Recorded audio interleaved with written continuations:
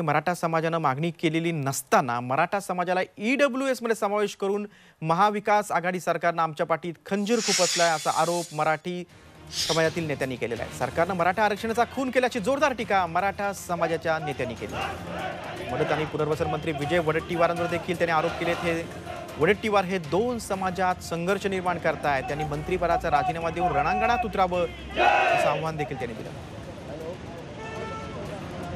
राजीनामा देऊन रणांगणात उतरा वडेट्टीवारांना आव्हान देण्यात आलं आहे। त्यांच्यासाठी एकदा जोरदार स्वागत करायचं।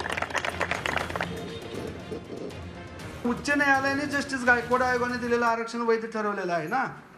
मग येत्या 25 जानेवारीला जर का याबद्दलची स्थगिती उठवण्याची सुनावणी जवळ आलेली आहे, त्यासाठी प्रयत्न करण्याच्या ऐवजी हे मधीच EWS आरक्षण देऊन जे व्यापक स्वरूपामध्ये आणि अधिकृत महत्त्वाचं आरक्षण मिळणार आहे त्याचा अवसान घात करण्याचं काम या महाविकास आघाडी सरकारने केलेलं आहे।